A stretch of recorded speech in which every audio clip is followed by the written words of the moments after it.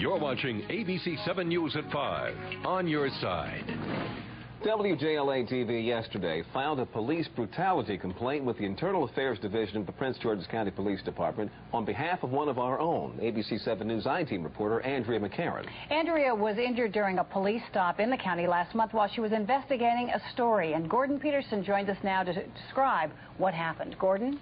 Kathleen, Leon, on April 15th, ABC 7 investigative reporter McCarran and her photographer were checking out a tip about questionable use of police and government resources in Prince George's County.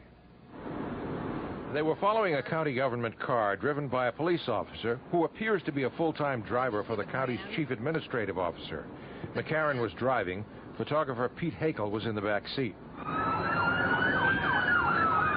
Suddenly, they heard the wail of police sirens and saw flashing police lights.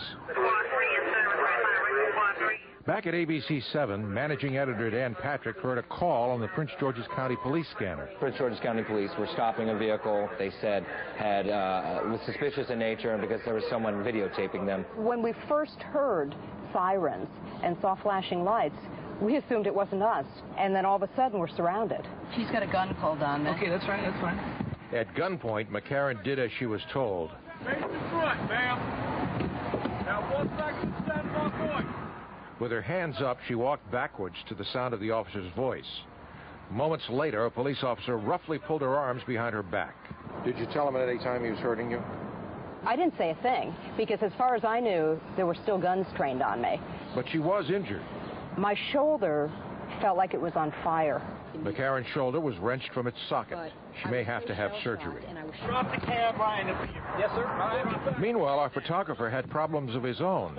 At least 3 officers had their weapons trained on him. Just keep backing up towards the sound of my voice. Just keep on. I'm a backing. Eventually, the police determined that this 5'4" 115-pound mother of 3 was not a threat, and they released her without a charge. But before she left, reporter McCarran had a question. You got pulled over because citizen that you following. Excuse me. We're not saving this. I'm not giving an interview. I think it's an obvious case of law enforcement intimidation. Attorney Lucy Delglish is executive director of the Reporters Committee for Freedom of the Press. What I don't quite understand is what would be even slightly illegal about driving around town with a video camera. There is nothing illegal about that whatsoever. WJLA-TV has filed an official police brutality complaint alleging that Prince George's County police officers used excessive force against reporter McCarran. The complaint further alleges that the police officers may have known that McCarran was a journalist on assignment. If so, what we have here is a serious case of news media intimidation. Well, I think as a legal matter, it's clear that her civil rights were violated. They cannot use their power to interfere with your constitutionally protected activities. Prince George's County Police have refused our repeated requests for interviews. County spokesman Jim Carey told us they, meaning the police, had no suspicion that it was a news crew. The police department was responding to a call for a suspicious person following a police officer. There was a threat felt.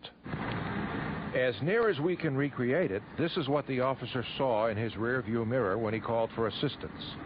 In a post-9/11 world, can you understand the officer's apprehension looking back, seeing a vehicle he doesn't know driving behind him with something in the back seat?